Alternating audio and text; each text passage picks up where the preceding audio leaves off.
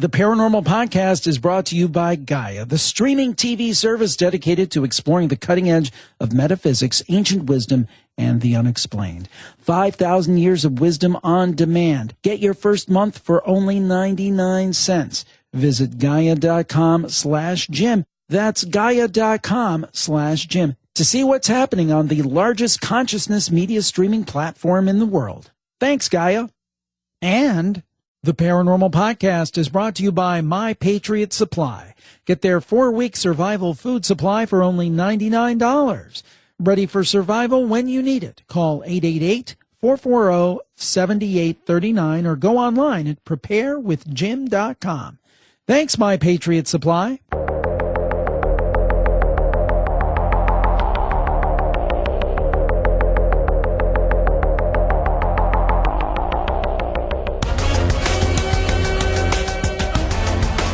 This is the Paranormal Podcast with Jim Harold. Welcome to the Paranormal Podcast. I am Jim Harold, and so glad to be with you today. We have a great show for you. Today we're going to be joined by Paul Selig. He is one of the world's foremost channelers, and he's a successful author and speaker as well. And today he's going to talk to us about his most recent book, The Book of Truth. And then in part 2, Jian Sardar will be along, and she's going to talk to us about her new novel, You Were Here, and specifically how it relates to some real-life paranormal experiences of her own. Can't wait to get to it. Also, if you enjoy the show, please go subscribe. That is so important. That's what moves us up on the charts and has more people discover the show, and also rate and review us if you would. I would certainly appreciate it. And now on to the Paranormal Podcast. Our guest today is Paul Selig. He is the author of the new book, just out June 6th, The Book of Truth, the Mastery Trilogy, Book 2, a channeled text. And Paul is considered to be one of the foremost spiritual channels working today. In his breakthrough works of channeled literature, I Am the Word, The Book of Love and Creation, The Book of Knowing and Worth, and The Book of Mastery, Paul has recorded an extraordinary program for personal and planetary evolution as mankind awakens to its own divine nature. And the book that we're talking about today, again, is The Book of Truth. It is the second in the Master Trilogy. Paul has been on the program previously, and we're so glad to have him back today. Paul, welcome. Thanks for having me. Before we get into this, I want to talk about the method in which you write your books, this Master Trilogy. If I understand correctly, based on our prior conversations, this is not actually something that you are actually yourself writing, but you are a conduit. You are a channel to this, and you're being spoken to, and that's where the books come from. Can you kind of describe that process and who or what you're channeling to come up with these books? Well, there's no writing involved. I actually sit in a chair and I close my eyes and I hear clairaudiently and take dictation. And then I speak into a recorder. There's actually somebody on a phone, or, the Book of Truth actually was dictated, about 100 pages of it before a group of students at the Esalen Institute. So it was just done immediately in front of everybody, and the transcriptions become the book. The unedited transcriptions of the channelings are the books themselves, every one of them. So there are now 5 books that have been dictated through me that are unedited, and it really is just the transcripts that comprise the book. So, I used to type them up myself. I used to type the transcripts myself, which took more time than taking the dictation, and now, I'm fortunate that somebody else is doing the transcriptions, who has better spelling and grammar than I do, so she can punctuate these long verbal dictations clearly. And I'm working with guides, or who I call my guides the guides, so that's the name that they seem to have inherited, at least publicly, and, although they go by other names. And my experience really is they're teachers. It's a higher intelligence that, for whatever reason, seems to work through me, and I'm really the radio that they play through when I work. So when I work as a conscious channel, I'm just taking dictation. It's really nothing more glamorous than that. And when I work psychically, I actually have this odd ability to tune into other people and hear them. So I'm sort of hearing the living. I'm a medium for the living when I work as a psychic, and I work telepathically. And I think the guides are working, I would have to say, telepathically through me. It's a very physical process for me. When I hear, I whisper the words as they come, and then I repeat them. And often the dictation is coming in a mile a minute, and all I can really do is try to keep up. The trilogy, the Mastery trilogy. Now, your first book was, if I recall correctly, the Book of Mastery. The second one here is the Book of Truth. Talk to us about the concept of the trilogy. Well, this is their second trilogy. The first trilogy began in, I think it was 2008 or 2009 with the dictation for I Am the Word, which was really the foundational text for all the books that have followed. And the first three books, I Am the Word, the Book of Love and Creation, the Book of Knowing and Worth, the guides have said are really preparatory for this work that they're bringing through now. And the Book of Mastery is very much about claiming identity as the divine self, or what they call the divine self, which is, they say, the truth of who we already are, but we've sort of bypassed it in favor of, they call it the personality structure. I think other people might call it the ego, or the smaller self, or the fear-based self. And they're teaching us really a process or method, I almost want to say, through energetic attunement and teaching how to realize this. So the Book of Mastery was the who. And what I find so interesting about the Book of Truth is they're really beginning to talk about the what that we are, what we truly are, as an expression of the divine. And I think what's important to me, and I'm beginning to understand about this teaching, because I'm really just a student of it myself. I don't figure this stuff out. I have to sort of comprehend it, I think, just as the readers do. They've said from the very beginning that this is not a theoretical teaching and it's not a self-help book. They don't really work that way. So they're saying that when we really claim and know, or realize is the word they use, who we truly are, then we have to realize what we are as well, which isn't just sort of a bag of bones and flesh, but an expression of the divine. And as we realize that what we are in manifestation is an aspect of the divine or the creator, whatever you want to call it, I mean, everything is vibration. I think we all sort of can get behind that idea. So once we get behind the idea that we're it in form as well, then how we express in the world and informs the world and is able to, they say, lift the world to a recognition of the divinity that's inherent in everything. So the book of Truth is really claiming form and manifestation, I think. And they say, truth is a vibration, and they say in truth, a lie cannot be held. In that vibration of truth, a lie cannot be held. And the lie, they say, is that we're less than we truly are. And we've bought into that individually and collectively. And they're saying that all of the structures that have been created in fear are now being reclaimed in a higher way, which is seemingly involving a bit of a dismantling of all of the structures that we've come to know ourselves through, that the guides say aren't based in truth. And one of the ways to really move through this is to begin to anchor the vibration of truth and to claim it as who and what we are, so that we can claim it for everything else as well. And the next book in the trilogy hasn't been dictated yet. I know what the title is that I've been given. They're calling it the Book of Freedom.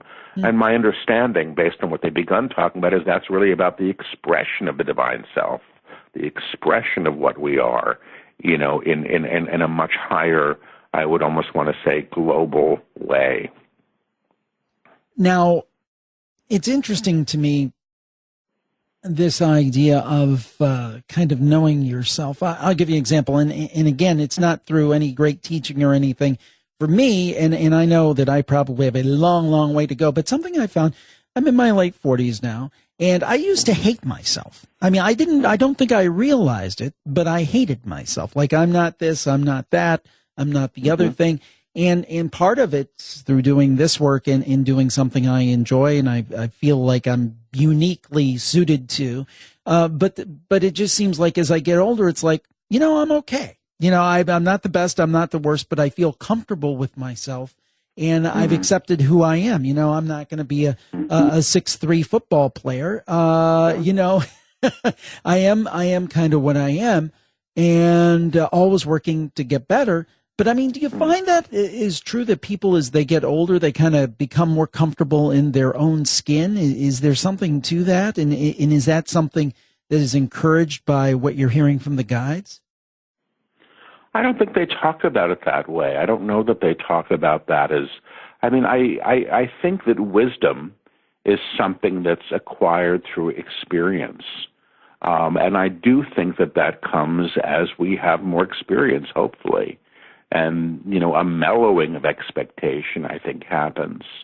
And I think, an understanding of perhaps why we want what we want, or as you said, sort of realizing what we're never going to really be.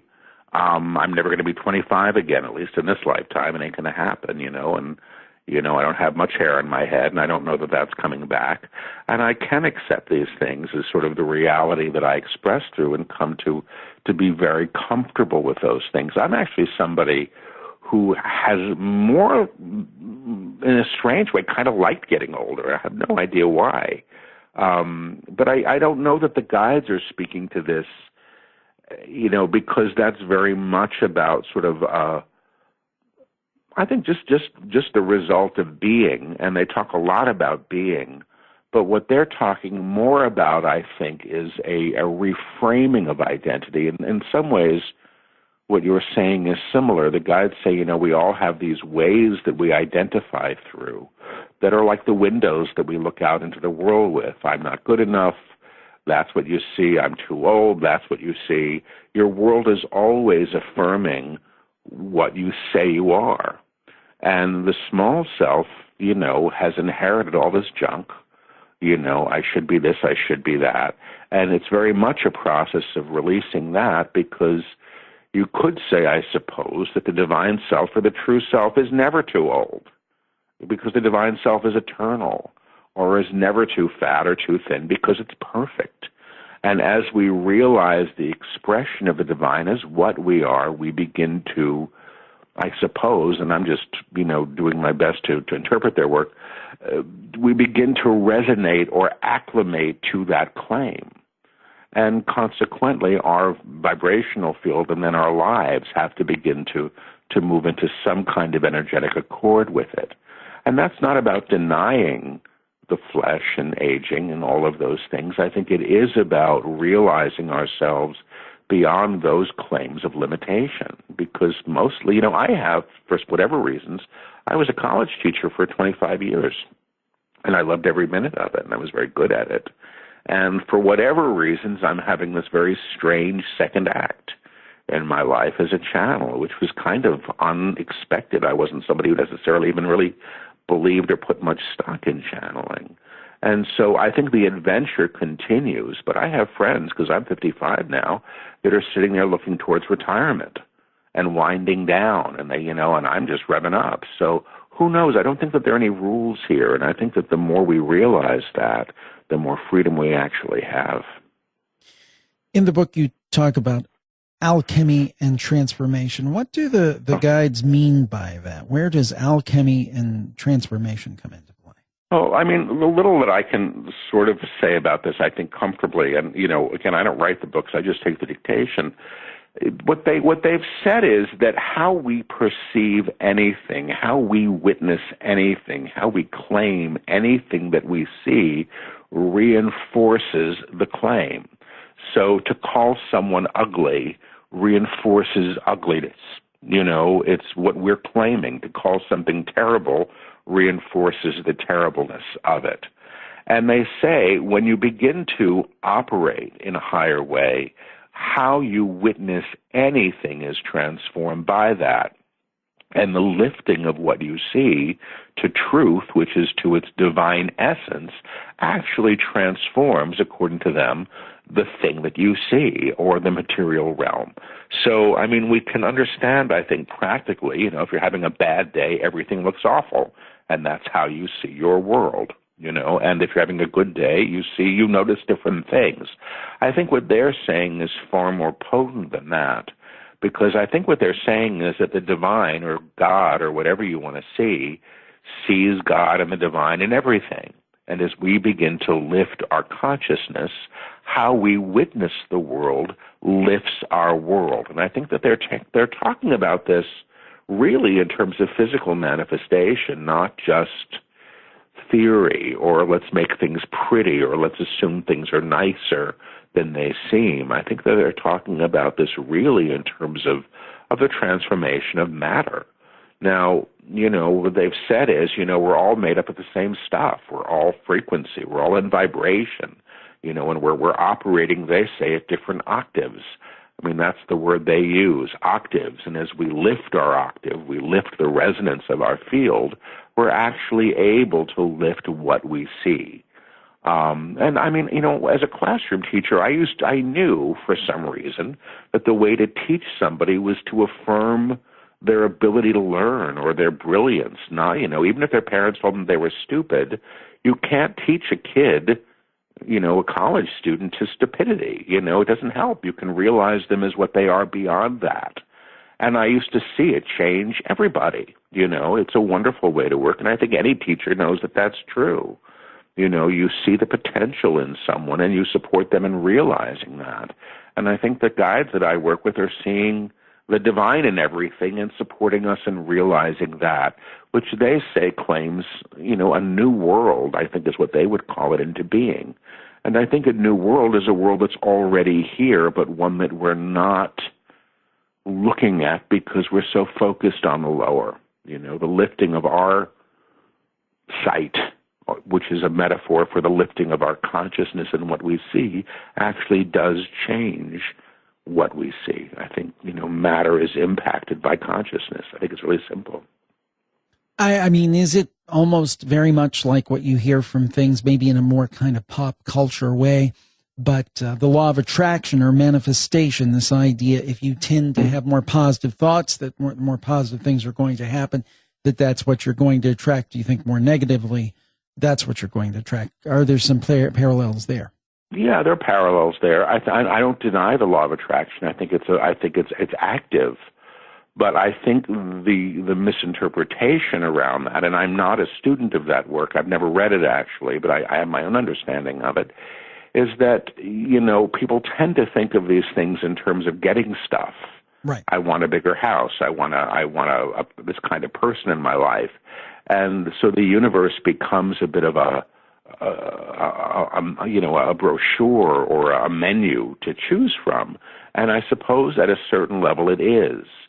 But what my guides are asking us to do is something a bit different. They're asking us to ask why we want what we want. And much of why we want what we want is because the collective agreement has been that you should have this or you should want that, which generally is about external prescription. You should want to be a success, but what does a success mean?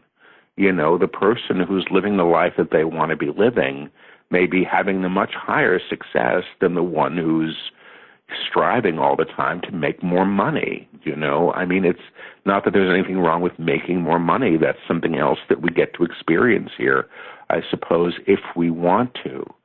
But I think when you start working with this material, one of the things that they've really taught about is our inherent worth, that we're worthy of much more than we've claimed thus far.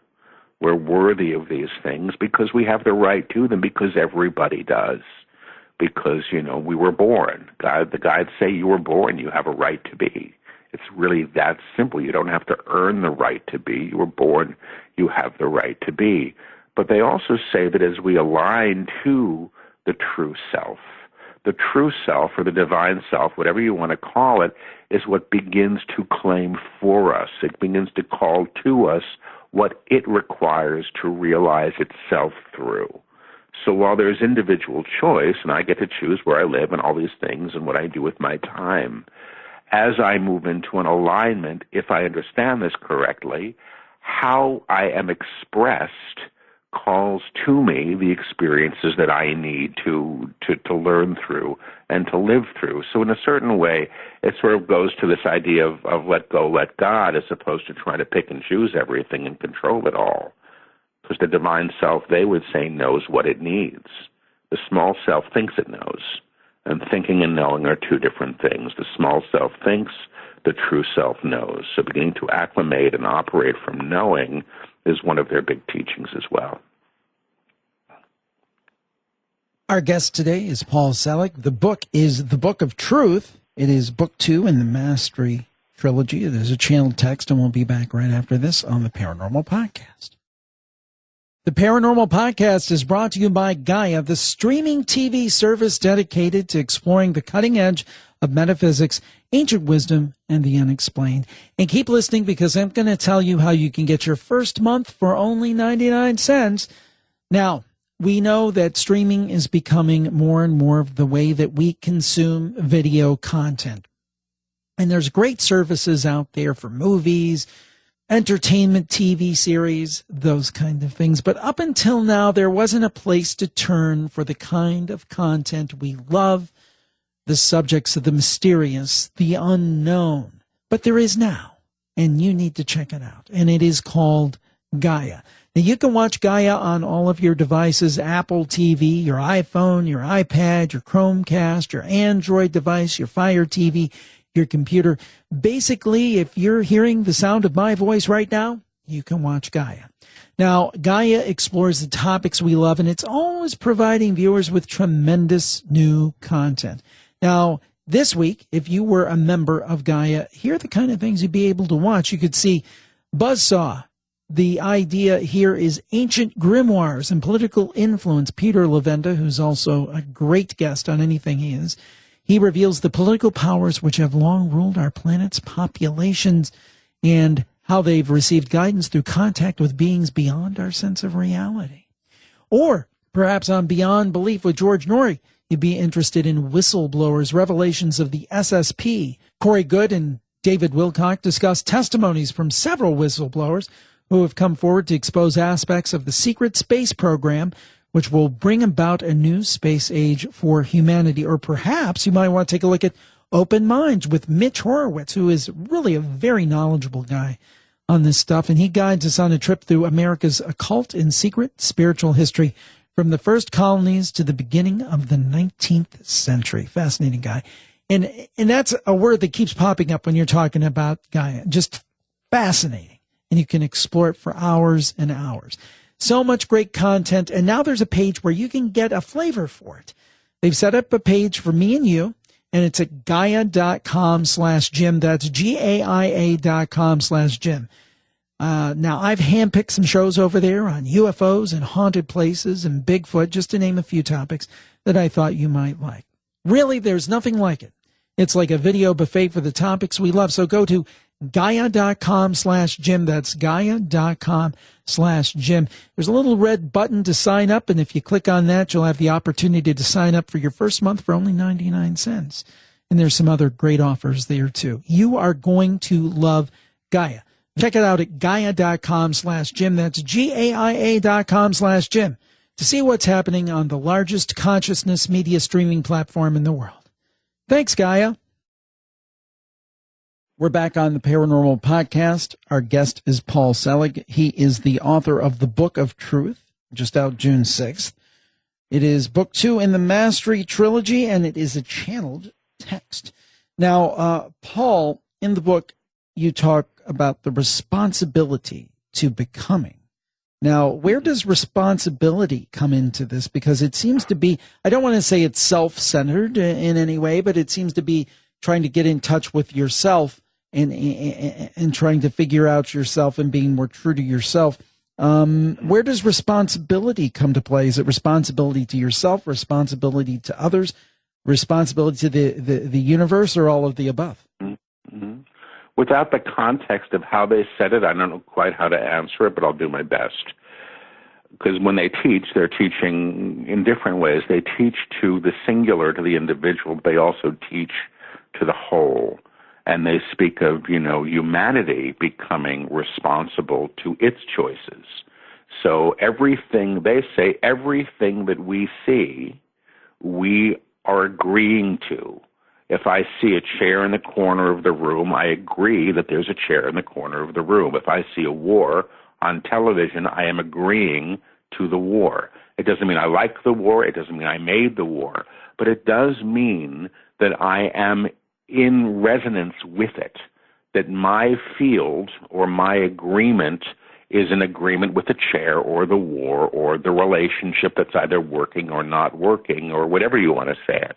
Now, because, and if I understand the teaching, we're in agreement to it, that means that there is vibrational accord at a collective level that we've all made. We all agree to the war, The guides actually say that we've lived in a world for so long with war that we expect to see it.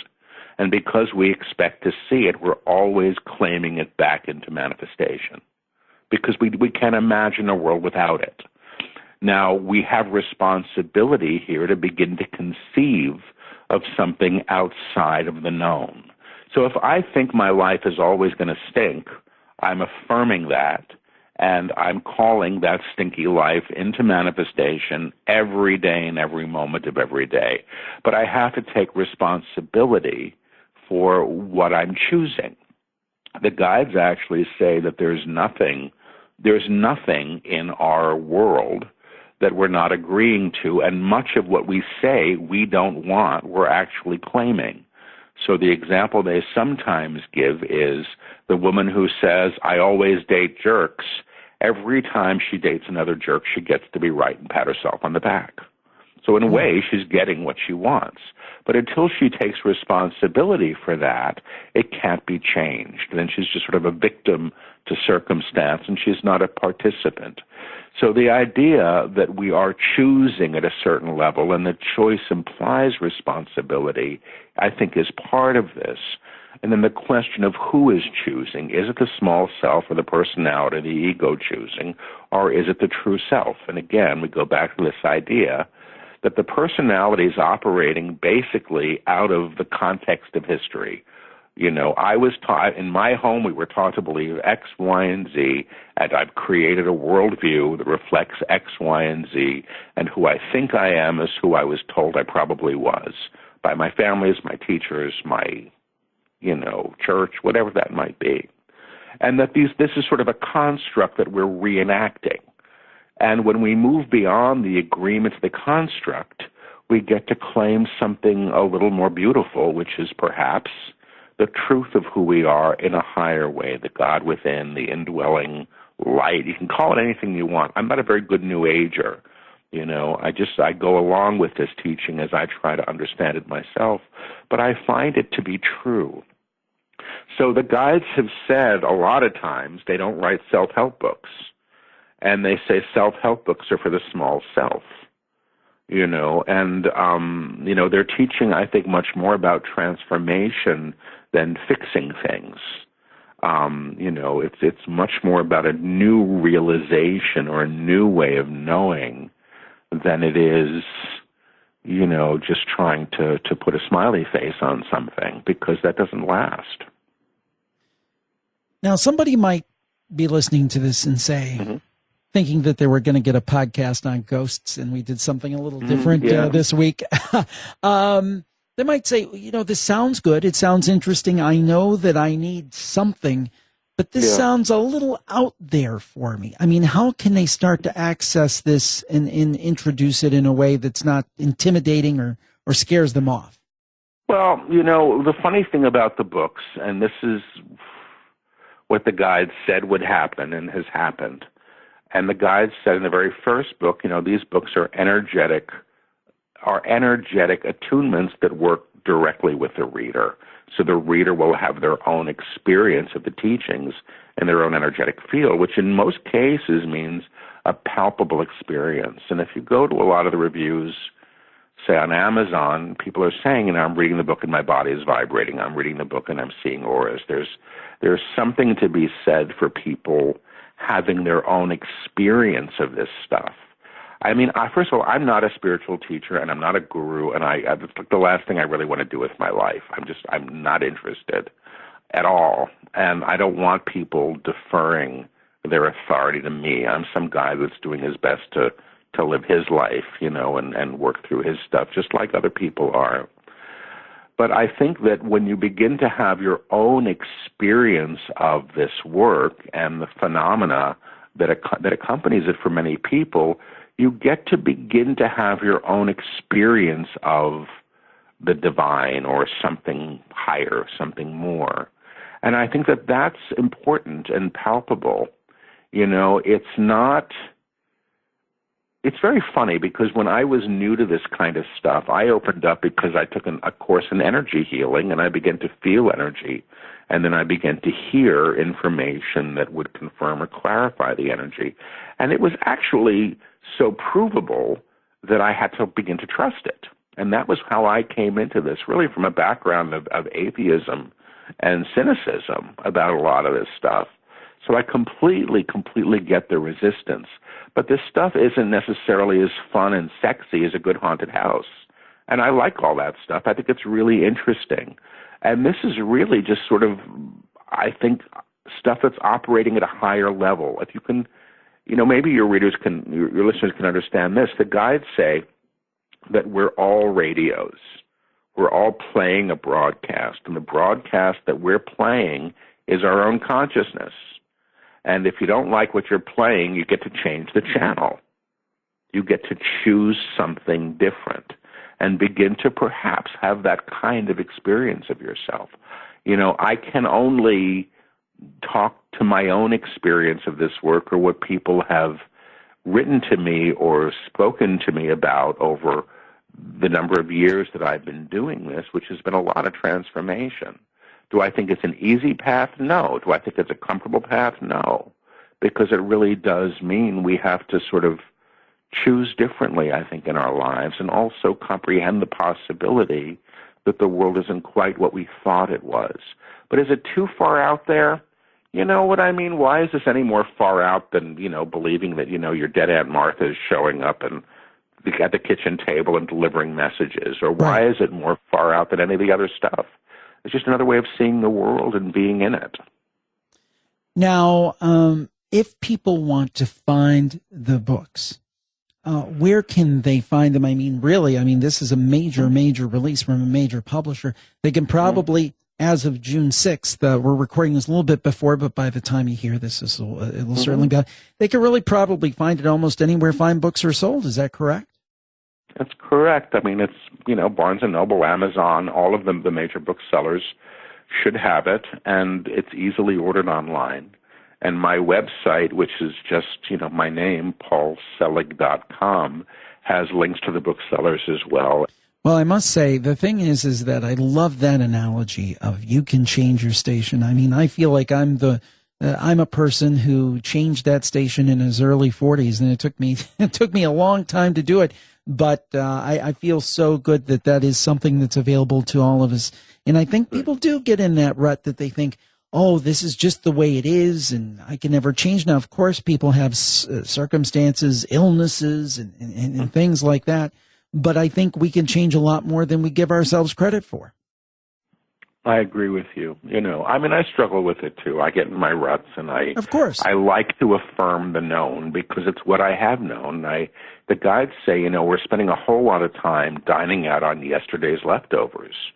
Because we had pizza last night, we expect to get it again tonight. We're always calling back what we've had because we expect to get it. And the universe is compliant to that.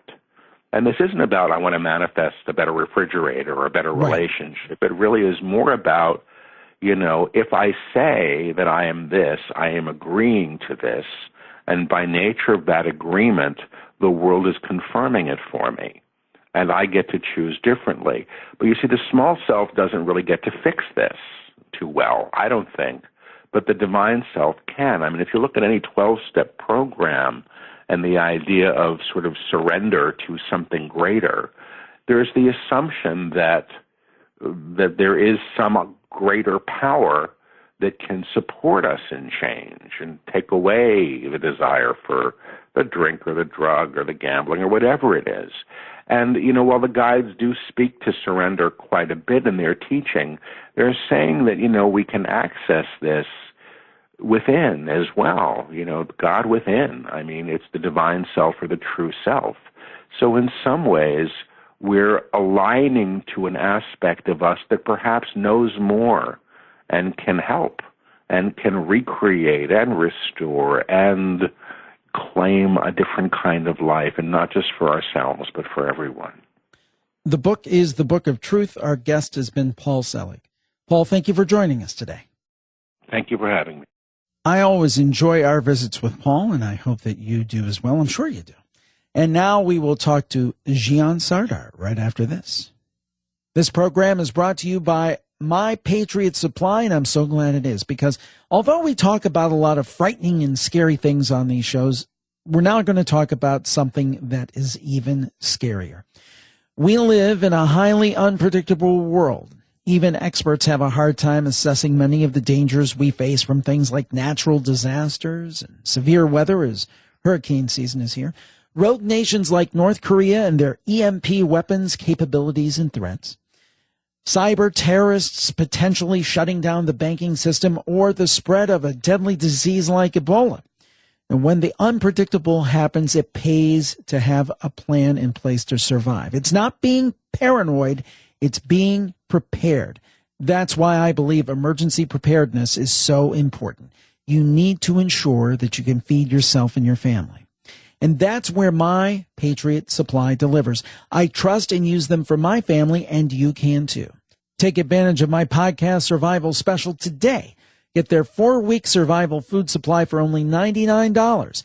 That's a fair price for emergency food that, get this, lasts up to 25 years. 25 years. It's ready for survival when you need it. So call 888-440-7839 or online at preparewithjim.com. Again, prepare for the unexpected and make the call while things are still calm. $99 ensures peace of mind with a month of survival food. Act now. 888-440-7839 or preparewithjim.com. That's 888-440-7839 or go to preparewithjim.com. Thanks, My Patriot Supply. The idea of dreams that are meaningful, the idea of past lives, all fascinating things and all things that are covered in the new novel You Were Here by our guest today, Gian Sardar. And she's going to talk to us about the novel, but the real life piece of this, the piece that I believe she encountered in her life and inspired her to read this, to write this book. I'm sure she read it too, but to write this book and to get this message out there in a fictional form. Now, Gian studied creative writing at Loyola Marymount University, and she's the co-author of the book Psychic Junkie. She lives in L.A. with her son, husband, and insane dog. And You Were Here is her debut novel. Gian, welcome to the program today. Thank you. Thank you for having me. Now, as I kind of said in the intro, sometimes when we read books, we wonder, is this just all out of whole cloth? Is this novel just made up by the person? Or is there some basis in their life experience?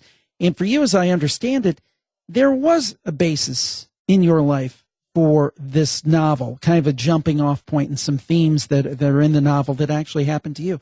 How did this all start for you? Well, the funny thing is it probably started when I was about 12 years old. And at that time, I'd had one of those dreams where I was me, but I wasn't me. And I know a lot of people have had dreams like that. It's you identify as yourself, but you look completely different. You might be in a different town, but you identify it as your home. And you know the streets, you know everything. It was one of those dreams. And my brother, my real life brother, was also my brother in the dream. We were running through a forest, and it was winter, and there were leaves on the ground, the trees were bare, the sky was white gray, and everything was very bleak. And I had the sense that it was during a war. I knew instinctively that there was a war going on, and we were running from something.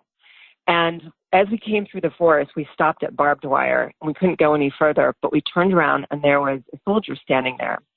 And he had on beige, and where his face would have been, I couldn't see anything. It was just black. He had a scarf and a hat, and everything was kind of obstructed. His face was in shadow. But I had a feeling that he was going to help us. I knew he was there to help us.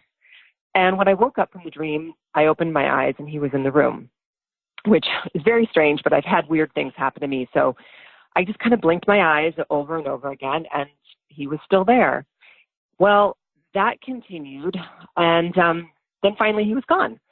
And I just passed it off as a remnant of the dream. Perhaps I'd still been asleep. Perhaps my eyes were playing tricks on me.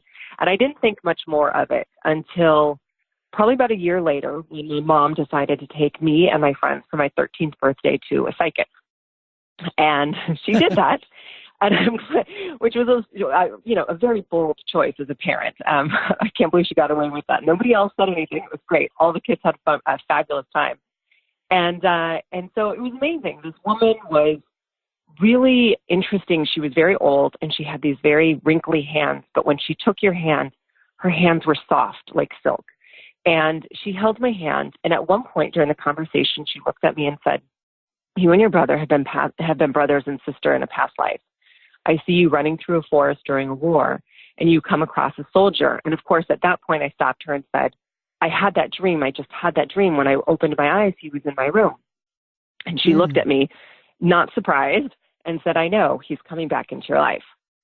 Now, as you can imagine, that obviously stuck with me to the point where I still wonder, who is that? Did I meet him then? Have I met him now? Did it take 20 years for him to come into my life? I have no idea. But the idea that, past lives exist and that we might have traveled together in the past, that my brother and I have been brother and sister in a past life, was something that always stuck with me and made sense.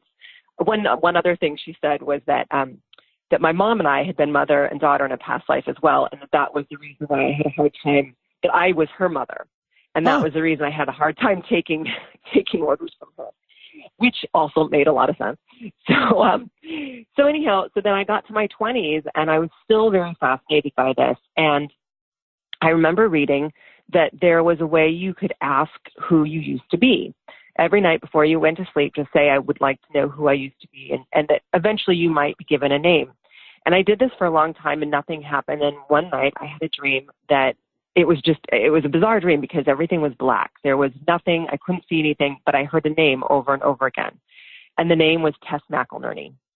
Huh. Now, I surprisingly never looked this up. I was always very curious, but I had nothing to go on. I don't know continent. I don't know time period, nothing. But I started to think, years later, when I was thinking about, finding something to write, and I'd always been fascinated by this subject, I started thinking, what if I had a character who did look it up, who maybe did have just enough to go on that it opened up a whole can of worms, a whole mystery, and perhaps maybe it actually impacted her life. Maybe there was something was resolved by looking into this. And so that was the seed of this book. And it was something that took a long time, to come up with, if we counted starting from when I was 12. But yeah, it's definitely, there are certain themes that come straight from a past life regression that I had at another point. And, the very premise of the book, with the name being the token, is straight from my life. It's interesting because you really tackle two different themes here, and I'm sure there are more, but two themes where a lot of times you'll see a book that just, maybe they talk about meaningful dreams and some talk about past life, and you're actually talking about both things here. So I guess we'll take them one by one. A lot of people seem to think dreams are just kind of like the refuse of the day. You think about something, for example, you go and buy a bunch of bananas at the grocery store, and then, I don't know if you've had this experience, but you'll have the dream that you're flying on a banana over the earth or something, something crazy like that. And then you have dreams that are meaningful. Do you think that it's one or the other, that all dreams are meaningful? Do you think some are kind of like our mental junk drawer, but yet other ones are profound? What do you think about dreams? Gosh, that's a really good question. I think that it's probably a bit of everything. There are definitely dreams that I've had that I know exactly where that came from. Somebody mentioned this one thing, and then it worked its way into my dream. And so I do think that there is a certain amount that our mind just holds on to from the day that just gets interwoven. At the same time, I think there's, I've had enough dreams in the past of things that were about to happen, or, that even like mundane details. Like I remember once dreaming that a friend of mine stapled her finger and the next day it happened. Completely mundane. I don't know why I would ever dream of that. But it was a premonition. It was a premonition. Exactly. And so I think too, a lot of it, obviously I think that we do kind of interweave what happens in our day with things. And it's sometimes hard to be able to tell the difference. And of course, it's really hard to be able to, know when to pay attention to something. But that is, and our dreams too, I know, are also ways for us to work things out. And to alert us, our subconscious is pretty amazing, to alert us that there's something to work out. Right. But yeah, I definitely believe that dreams can be premonitions, can be, can foretell things, as well as can remember things that, consciously we do not remember. And when it comes to the topic of past lives, it's one that's fascinating to me. I vacillate on whether I believe in it or not. What is your feel for the best evidence for reincarnation? Obviously, your story is heavily in support of it. But in terms of reincarnation, what are your thoughts? Well, yeah, I've always, definitely my story has had a huge impact on how I feel about it. There's a lot too in my life, just instant connections with people, fascinations with things that I have never experienced, places I've never been to. And, of course, you can also pass that off as just interest or coincidence. But to me, once I kind of started seeing that and the patterns in life, and that perhaps there was a greater meaning, everything just sort of made sense and fell into place. I had this story that I wrote, which is funny because I'd forgotten about this for a long, long time. And then I came across in one of my old journals from when I was like 8 years old. And it was a story that I'd written about a cat and a dog. And the cat's name was Tessa. Now, if you remember the dream that I had with Tess McElnerney, it kind of goes back to that. So the cat's name was Tessa and the dog's name was Will. And in the story, they are climbing the ladder to heaven. And they're fighting the entire way because they're a cat and a dog. And they get to the very top and God looks at them and says, you need to learn how to love each other. Go back and do it again. And I wrote that when I was 8. And I don't think I had any conscious idea of what reincarnation was or anything. And maybe it had nothing to do with it. Maybe it was just a story about learning to get along with people. But little things like that I've kind of examined over the years have all, kind of built together to prove to me that I really believe that reincarnation exists. I think that it's really interesting that, you could have that two people could look at the exact same situation, like even of my dream, with the soldier, somebody could look at it and say, well, I think that the psychic who repeated that dream back to me was just psychic and was picking up on my dream. Another person might say it's proof of reincarnation, that she was actually tapping into something much deeper.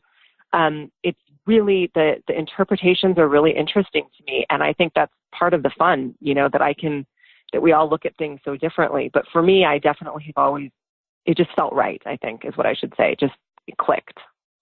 Now, in terms of reincarnation, a couple of the things that fascinate me about it are these stories of young people who have these stories, and it goes many times across cultures, and there's been great work done on it by people like the late Ian Stevenson and Jim B. Tucker from the University of Virginia, but these stories of children from various cultures who know things that they really shouldn't know, being 5 and 6 and 7 years old, and they're able to tell in great detail that's verifiable about things that happened in other times and other places that, again, they should not know, but they mysteriously find it out. And these aren't necessarily things that are easily researchable via the internet or those kind of things. And these stories far predate the internet, because that's the first thing people think, oh, their parents looked it up and fed them this information. I mean, those kind of cases to me are fascinating. Yeah, absolutely. And I think that, there's also stories about children being able to speak in different languages that they didn't know. Prodigies. Yeah. And and for instance, I remember waking up in the middle of the night and hearing my brother speak in a different language, which my dad is Kurdish. So what it sounded like was sort of similar to Kurdish, but my brother was like 6 years old at the time. And I didn't quite sound like Kurdish, but I could tell it was something something maybe Middle Eastern, and there were definite pauses in what he was saying. You could hear when a word would stop and when it wouldn't. All he knows is English. He's never known anything else. Subconsciously, he may have picked things up. But the other argument could be that perhaps it's something of a holdover from the past.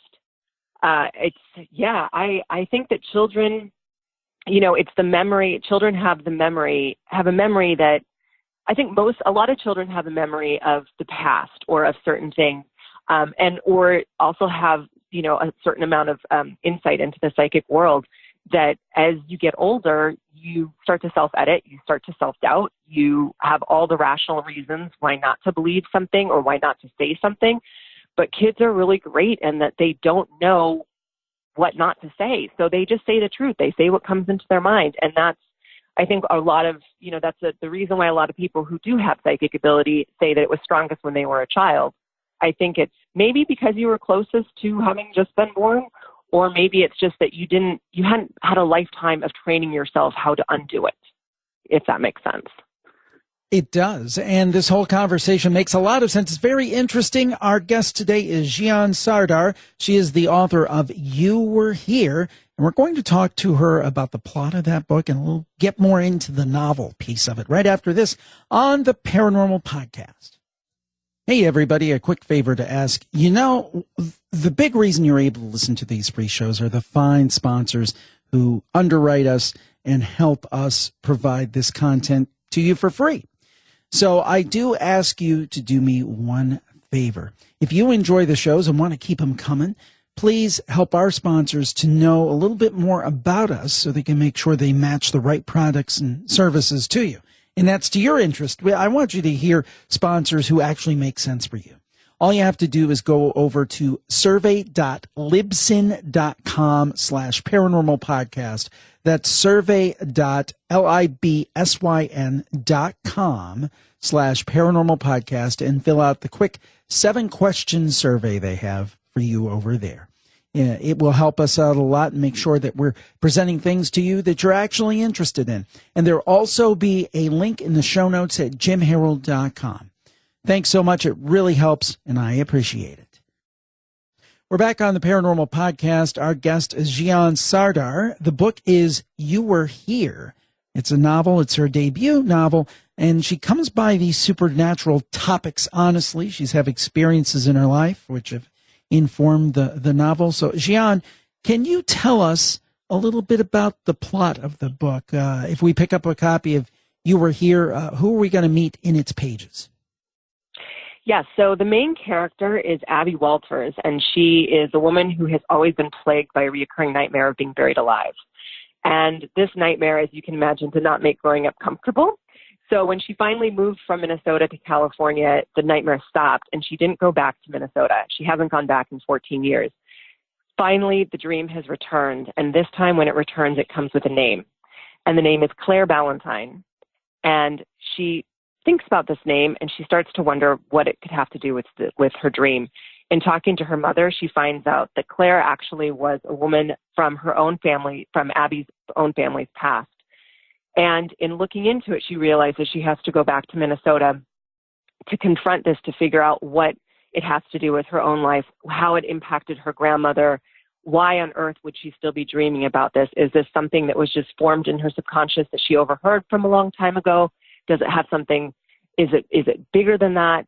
She knows she needs to look into it. And as she does, we also see what happened back in 1948 in Claire Ballantyne's world. That starts to unfold at the same time. And in putting the two stories together and kind of interweaving them, coiling them together, you see the layers that form into the present. You see the past and how it impacts the current situation of Abby's life and Abby's world. And that's one thing that I've always loved about it, is just that it gives the reader a chance to see the layers that normally you just don't get a chance to see. Now, you talked about a disturbing dream, and we talked about dreams earlier. One thing I think people are afraid of, whether it's if they go to a psychic or they have a dream which they interpret as some kind of premonition, is that everything is a fait accompli. If you go to a tarot reader and they see something sinister in your future, that's your fate and you're doomed to that. Where do you come down on that? Do you believe that even if we do get a hunch or an indication from the spirit world or whatever you want to call it, that there's something difficult in our path, can we change that, or do you think we're all fated to just certain outcomes? That is one of the most interesting questions. I don't know. My thought is that we all end up where we need to go, and that we sometimes need certain elements to push us in that direction. And one story that, if you have a second, I'll kind of veer off from my book for 1 second. Do. When I was in my 20s, I was managing a retail store. And I had a feeling a bad feeling as I was closing the store that night. When I got in the car to drive home, I had a bad feeling something was wrong with my car. All the energy seemed to go to the left side of my car, and it just felt like something was wrong, and I didn't want to get on the freeway. At the same time, I was craving a burrito. So I decided, all right, you know what? I normally wouldn't stop at the store, but I'm going to pull over right now, and I'm going to go get a burrito. And when I did, I pulled into the brightest spot with the lights, with everything. And I stood there and I inspected my car. The tires were fine. There wasn't a ding. The feeling that something wrong with the left side of my car was completely unfounded. So I said, all right. And I walked into the store. And the second I walked into the store, I heard what I thought was a giant clapping his hands 3 times. Huh. Well, it turns out it was not a giant. It was gunshots. And when I came back out, there was police tape surrounding my car, only my car. My car had been shot through the driver's side window, right in front of the headrest, and out the other side. Yep. And then right through the back passenger side and out the other side. So all 4 windows shattered. And they found a third bullet somewhere else that had just missed my car. So in talking to the police, they said I had missed it by under a minute. Had I just stood there a little bit longer, I can't even think about the possibilities. But what was interesting was that it was that feeling of danger that got me to stop there in the first place. And so the idea of, the fact that I had been trying to avoid a danger that instead put me there, but yet I was fine, always kind of brought up that same question of, how strong is fate? In thinking you're avoiding it, could you actually be stepping right alongside it? So I've always thought it really interesting. I think sometimes you are warned about something because you are meant to avoid it. Sometimes I also think that the warning itself, whether you do something or not, all of these things are so intricate that I think that, sometimes the warning itself is the end. It is what is supposed to happen. Whether you choose to ignore it or not, it's all part of it. I don't know, I'm kind of babbling. I'm not sure if that makes No. And as an aside, I have to mention this. What are the chances that you would have 2 people on the line who were almost victims of drive-by shootings? Actually, and this is quite a few years ago, over 20 years ago, I was dating who is now my wife, and we had gone to amusement park in the area. And I lived in not such a great part of town, just starting out. And I actually had just signed the papers to move into a better part of town, but was still in the worst part of town. And long story short, I ended up staying over at her parents' house. And I really didn't know him that well, and I was very resistant to it. But she said, no, you have to stay over. I'll ask my dad if you could sleep on the couch, and you've got to do it because you're going to fall asleep driving. And I said, okay, I will sleep on the couch if it's okay with your dad. And he said, yes, thankfully. Next day I go back, and my house, I rented half of a house in this kind of rundown area, had been shot up with an AK-47. My microwave took a direct hit. My refrigerator took a direct hit. And if I'd been there, perhaps I would have taken a direct hit. So just kind of synchronistic that we both almost got it by drive-by shootings, and fate somehow intervened for both of us. Really interesting. Yeah, no, for sure. It's, those little decisions, are just never little. Those little choices that we make, we have no idea. And those are the examples of you actually knowing what the alternative would have been.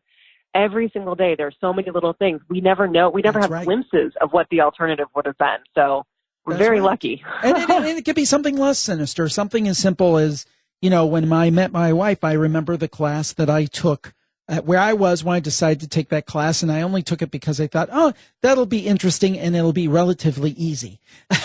And there, that changed my whole life. If I say, I want to take a little tougher class in the sciences, then boom, Whole life changed, Yep. and would have never have known it. So it really is amazing. You're right about that.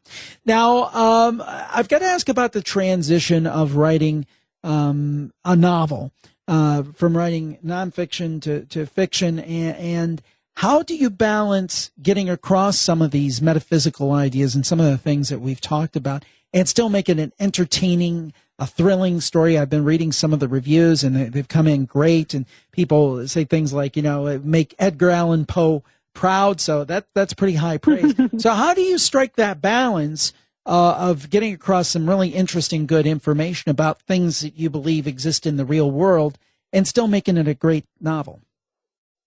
Well, I think those things are actually pretty interesting. They, the dreams and nightmares are pretty page turning if you put them in the right spot, and that they're leading towards something. It's that sense of something oncoming, something is about to happen, impending disaster, that I think can definitely help turn the pages. As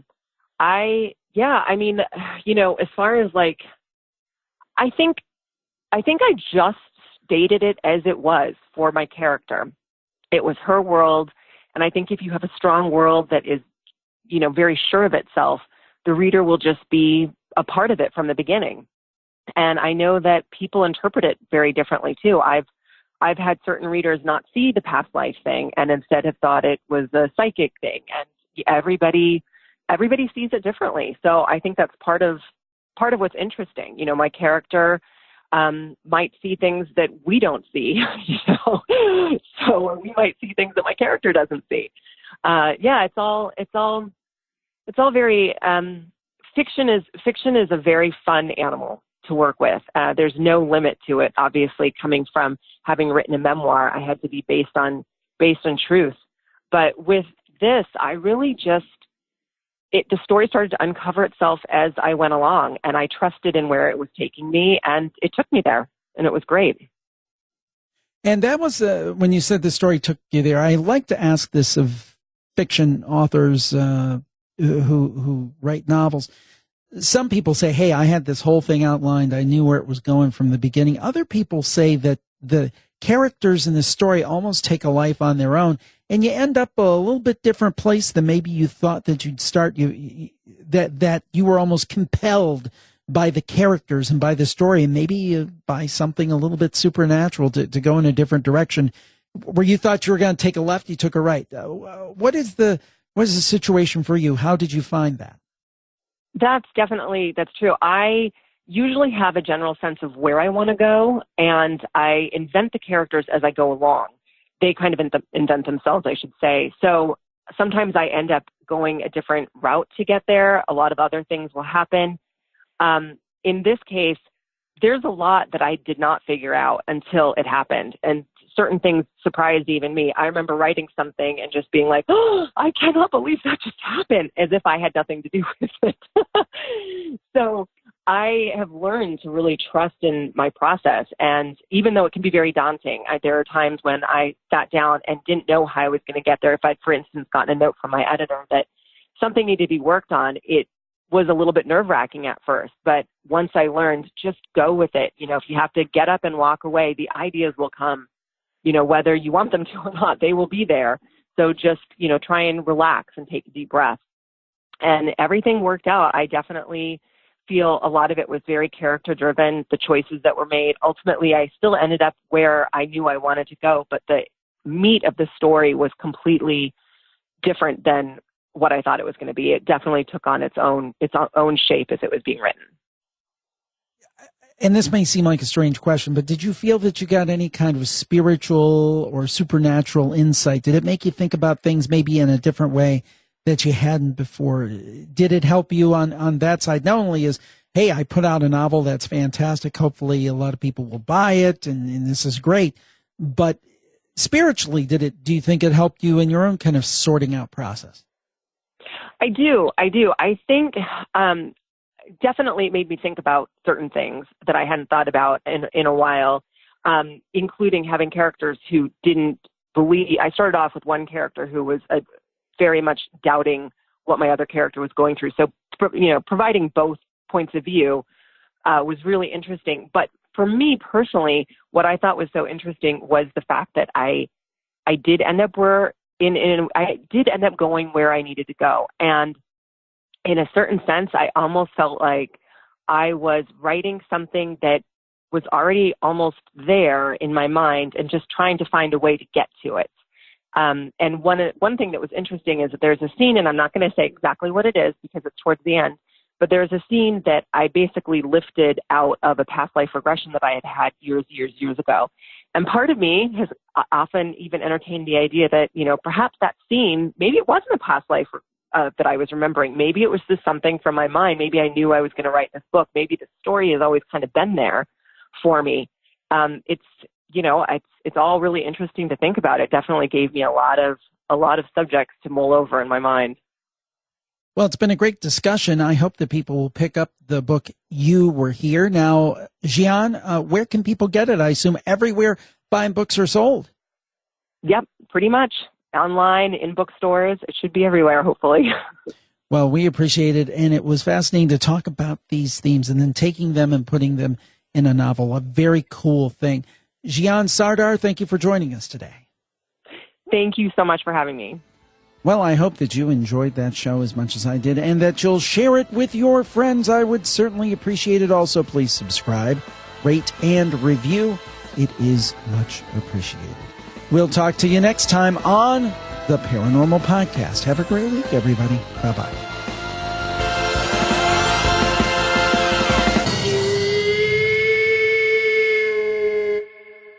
Now for the legal disclaimer.